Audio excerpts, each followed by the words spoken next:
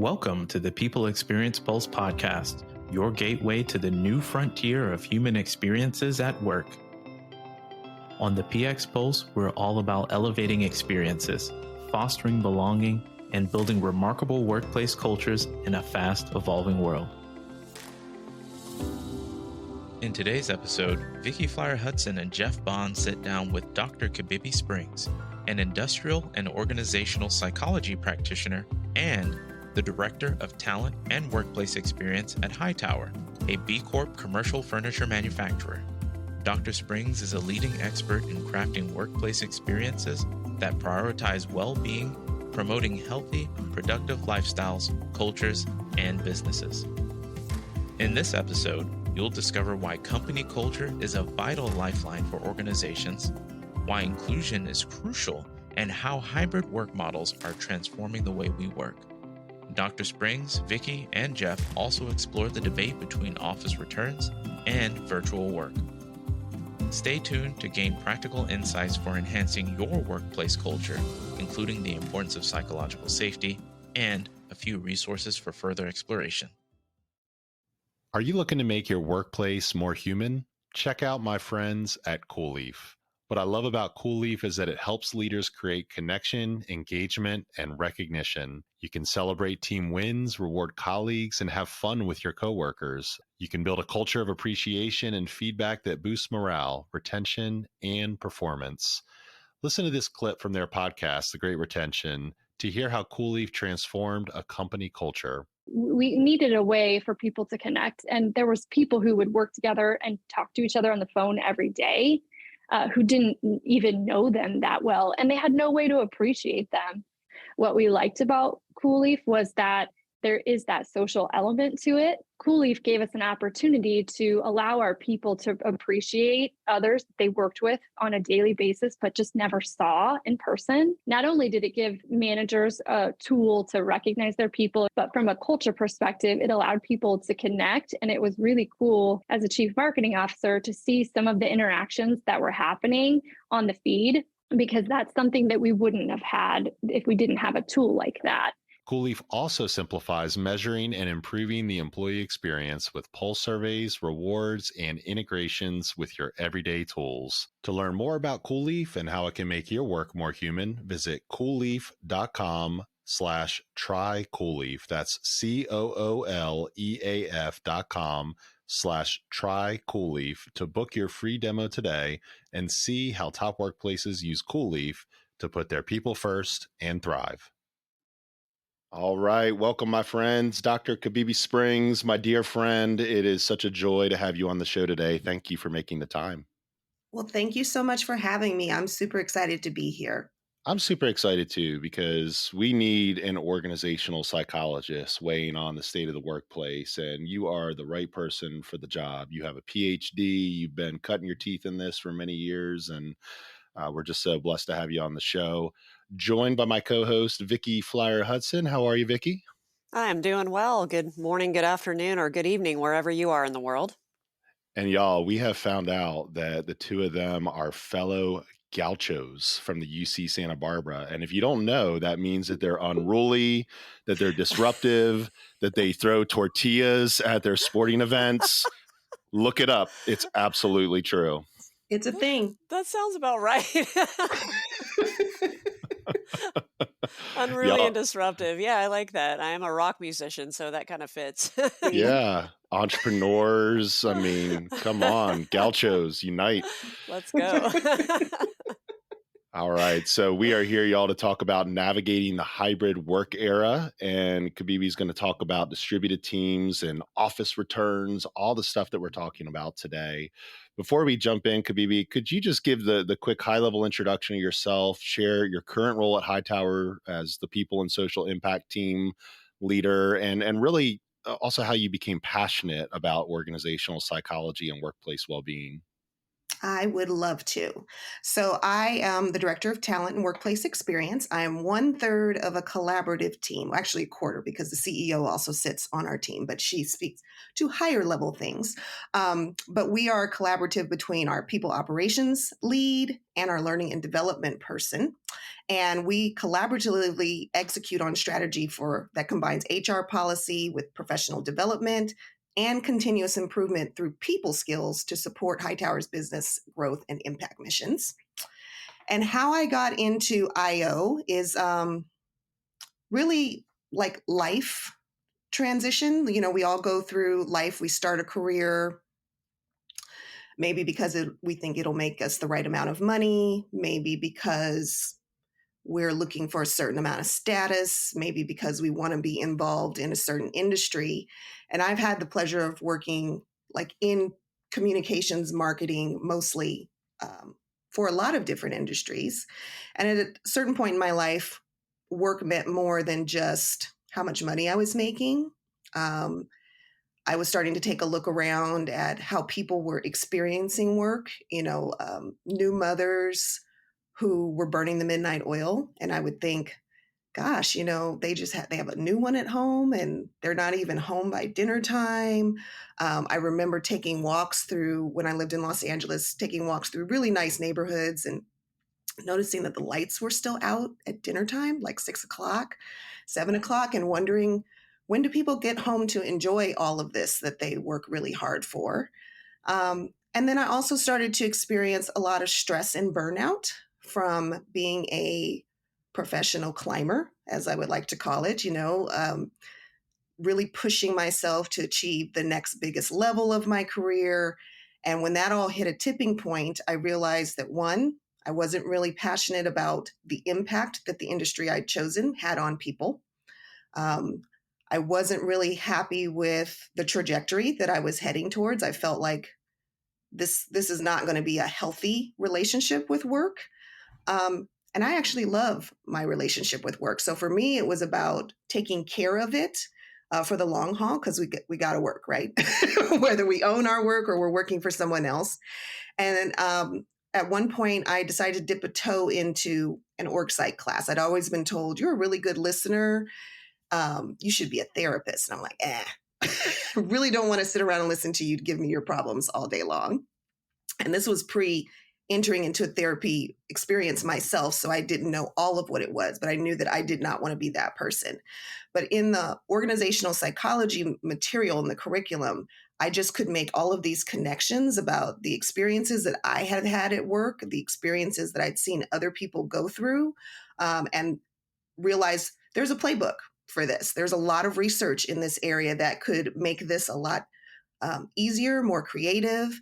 And then today, I kind of hedged my bets in 2009, 2010, that this was going to be very important to the world of work. I didn't know how at that time. We were in the middle of a recession. Everything was pointing to not great scenarios.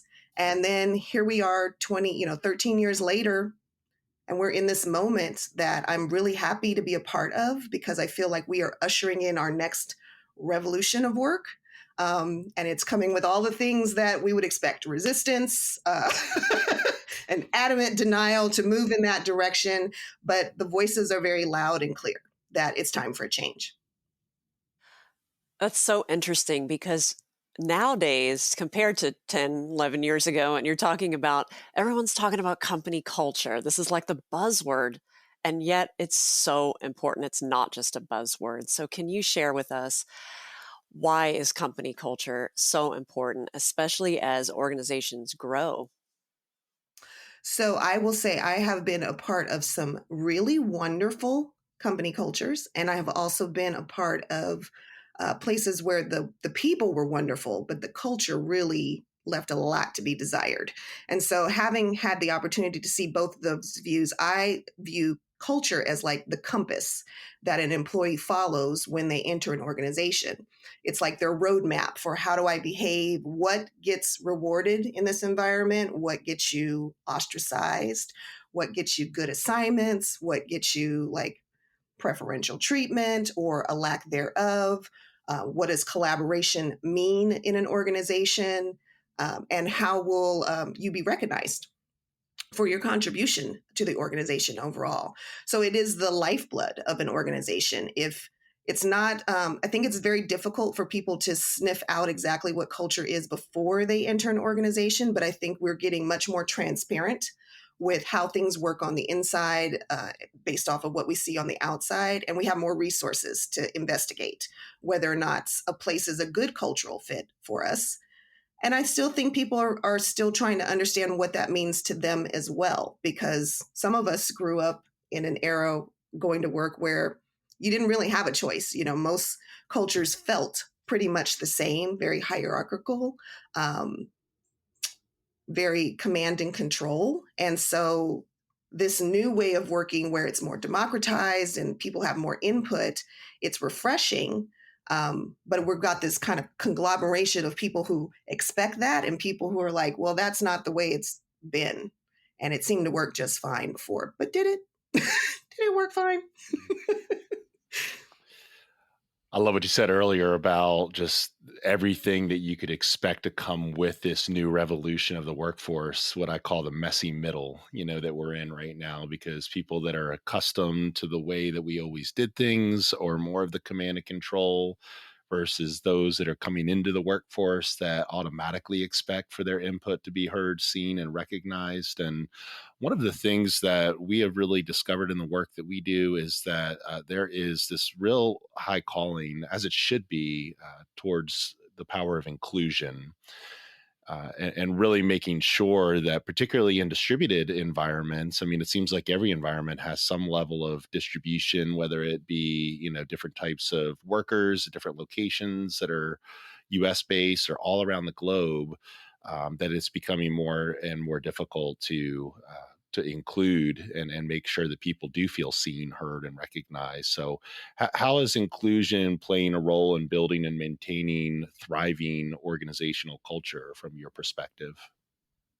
I think to your point about the messy middle, like this is definitely a part of the messy middle is getting business leaders to understand that when you include more of your voices, diverse thinkers, everything from differently abled people to different ways of thinking to different personality types, that your organization really benefits from that.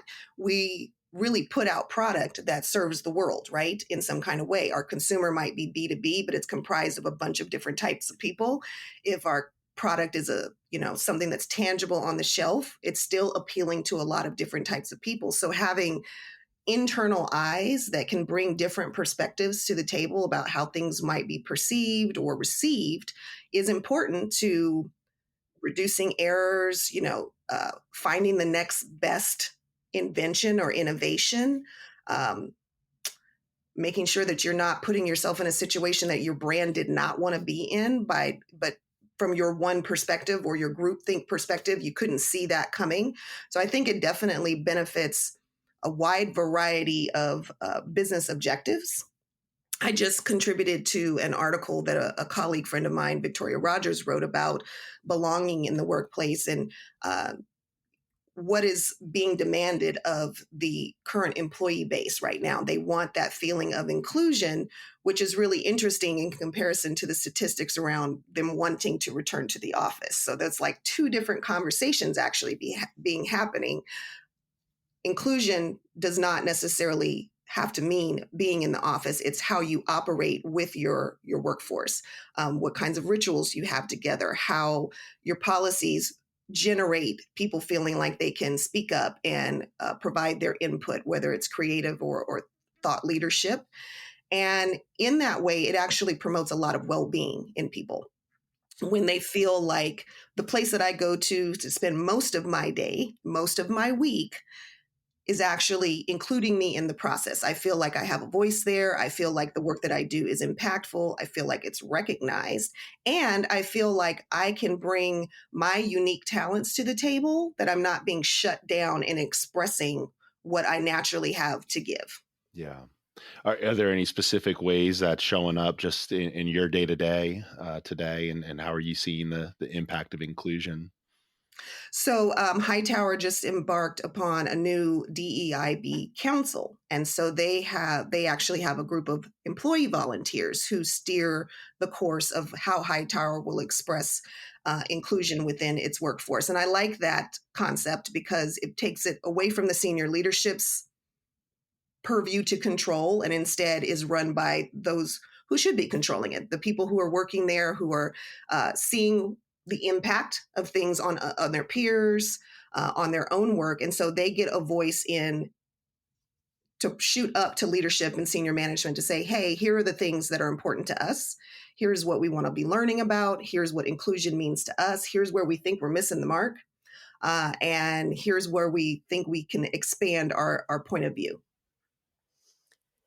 And what I'm hearing is that in the sort of remote or distributed virtual, whatever folks want to call it, world of work, these principles of inclusion and belonging are even more important because you're having to compensate for the fact that you're not physically together, which there's some energy that might be missing. And so you have to almost do more and be more intentional about some of these things around organizational psychology and culture in that world, in that distributed world. So with the rise of that, especially since COVID, the rise of hybrid work and virtual work, what challenges are organizations facing in maintaining their culture? So I think the first thing that comes to mind is when you onboard new people in a distributed team, especially if that has not, global distributed work was around before 2020. It wasn't the majority of the way that work was done, but for larger corporations, they had already kind of crossed that bridge of what do we do when people are not there in person, and how do we bridge that gap? And so now I think with companies who were mostly in person and trying to fill this space out, I think there's a couple of things that we want to remember. Being in office and in community was not great for everyone, even if they went along with the things that were going on inside the office and didn't say anything about what they didn't like about the environments. I think about, some of our traditional corporate rituals like going out to happy hour, going out to eat lunch. And so now that we have a broader scope of like, where are there gaps in our thinking? Does everyone have the money to go out to lunch? Does everyone drink? If they don't drink, how are we accommodating that? What's the messaging around that? If we're going out to hang out, where do we do that where everyone feels comfortable in that environment? So I think there's much more individual thinking around, because well-being is very subjective. So we're trying to appeal to a wide variety of people, but I think it also gives us a really great opportunity to reinvent what does the office mean? Because what it has traditionally meant is about 2 hours of lost time on the highway. It has meant waking up way earlier than you actually need to get to work to get all of your personal things done. It has meant being extremely tired, too tired to do the things that you really want to do after work. You have less energy to give to your family and to your kids. And so some of the really important things in life get sidebarred and get very minimal amounts of time. And so in this era, I think hybrid work gives us that opportunity to blend work and life in a way that feels comfortable for human beings to live and to feel like they're not missing out. I think in 2020, we learned how much we were missing out on by being at work and being only focused on work. Absolutely. And I'm actually really thrilled to hear about some of the new ways of thinking around company events and things like that, because before I went out on my own in 2004, I remember hating those kinds of forced parties, and especially I don't really drink alcohol, and so that was always challenging for me, and it made me feel like an outcast. And so it's great to hear that some of that is being rethought as a part of trying to build a culture of belonging. Absolutely. Yeah. I love it. We always want to tag on to the voice that seems loudest, right? And the voice that seems loudest is, I'm lonely, I feel isolated, I need people around me. But there are other voices who are going, oh my gosh, this is like the best thing that ever happened to me when it comes to work, is that I don't have to be around people all day. And, we're in an era where we're also really understanding neurodiversity and how different people are coming to work. And so I think it'd be exciting to see how office spaces change to make people who have neurodiversity things that they need in environment available to them. I've heard people say, like, I literally need to like pet a cold wall, or I need something tactile to hold on to. We've got people who have service animals, to help them with emotional support.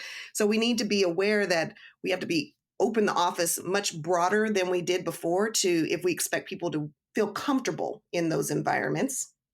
Then we have to really think through the whole scope of, well, who's coming here and what might they need in order to facilitate a day in this environment? And what are we doing when we get there? Because no one seems satisfied with, I'm going to go to work to go sit at my desk and be on the same computer talking to people who are not in space with me because my team is actually somewhere else. But for some reason, I need to sit in this office to facilitate that. I don't know anyone here. No one is really available to communicate or to mingle because we're all here trying to be productive.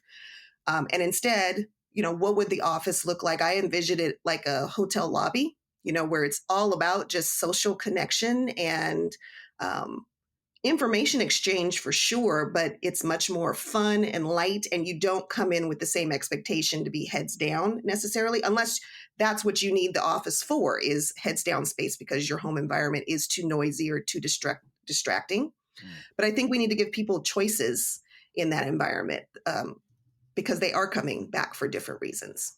And you've kind of touched on the idea of how do we rethink the workplace. And there's this ongoing debate between employees returning to the office and continuing virtual or hybrid work. And you've talked about some really unique conversations for companies to consider bringing people back with all the different needs and perspectives in mind.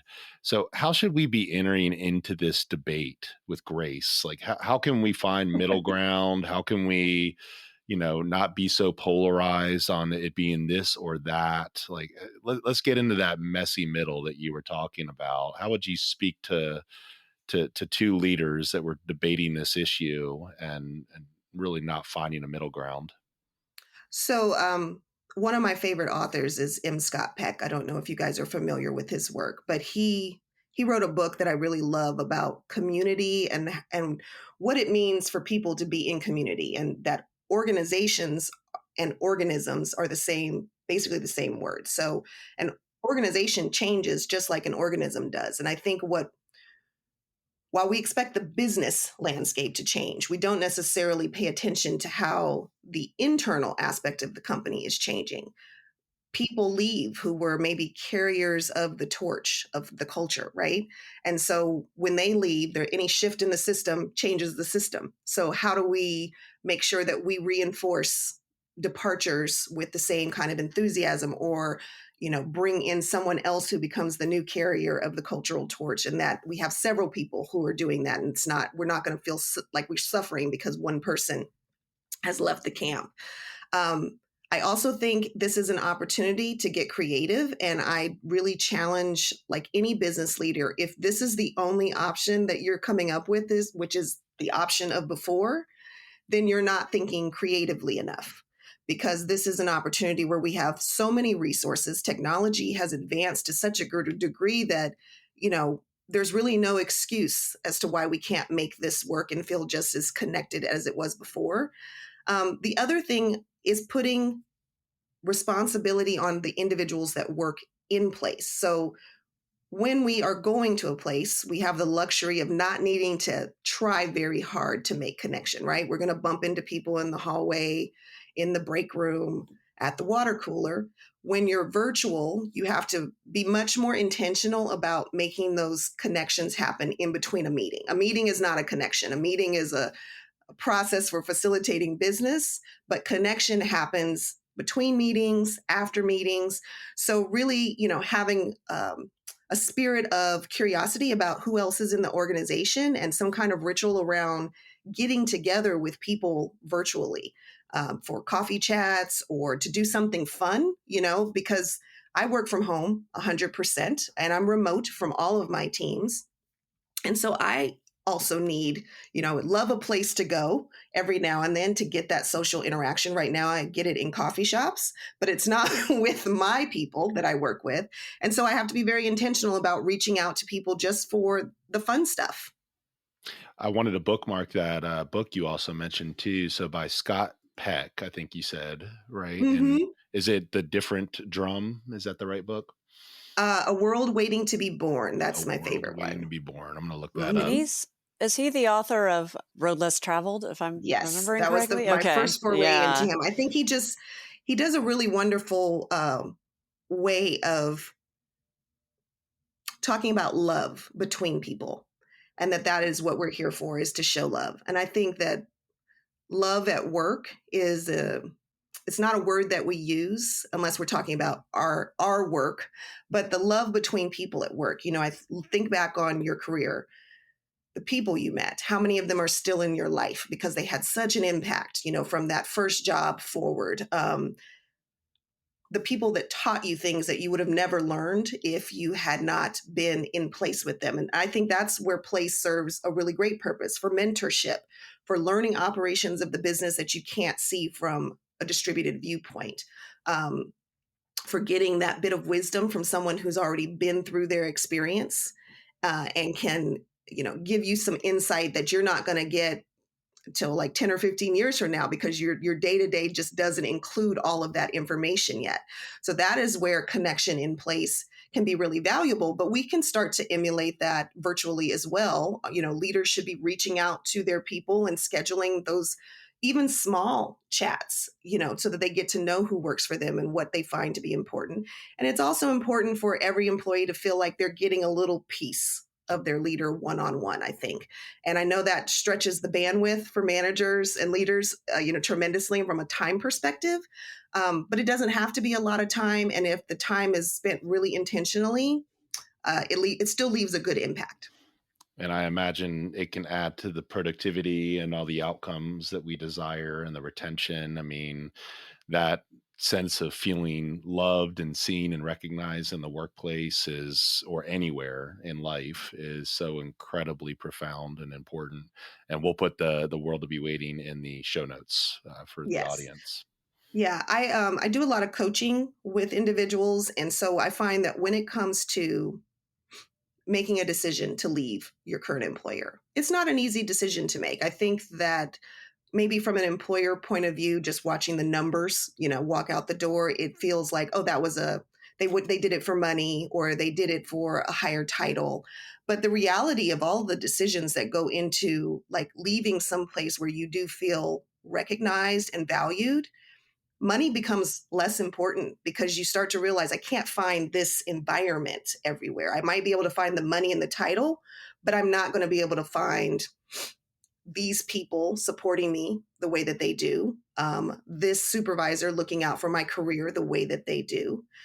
So there may be a time when it'll be time to leave, but the decision to leave has a lot of layers underneath it, and money and role, position, and what I get to do. That's just like the very surface layer. So since the majority, or some of our audience anyway, as people experience leaders, you're giving some really practical ways for them to be thinking about this.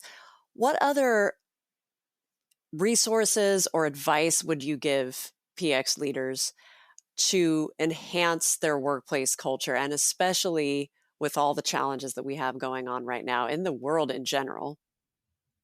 So one of the things that I think is very practical and that everyone is talking about right now is this sense of psychological safety.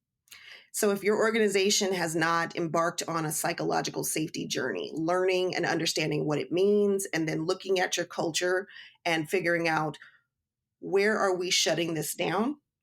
Because when we feel psychologically safe, that includes feeling seen, heard, and that your leadership and organization are acting on what it is that they're seeing and hearing. So when we level set that, I have found that it gives employees a good language with each other to understand differences in perspective and opinion about what steps need to be made.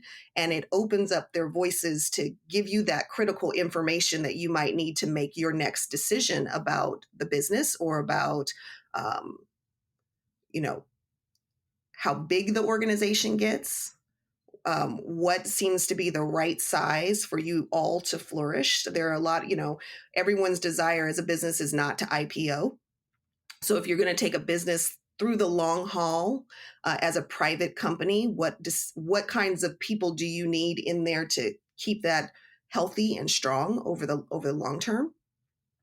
And then there are a couple of books that I think, starting from educating yourself about what is the world of work look like going forward. And that's more of a futuristic look, right? Because we don't actually know. We just have to make a lot of predictions. But there are a couple of books that have helped me make some really good predictions based off of data and information from the past and the present. And that's Heather McGowan. She has 2 books.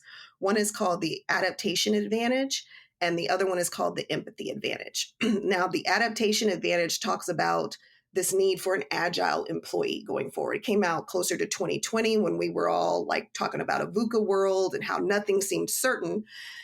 The reality is nothing ever is certain. History shows us that we cannot count on certainty. And so what does it look like to take care of people, to develop people when uncertainty is always going to be the case? And then the empathy advantage really talks more to how we get inside other people's point of view and their perspective of living in life, and how empathy can play a really great role in not just inclusivity, but in developing a culture that's kind to everyone who enters it, and that it spills out over to the customer base that we serve as well.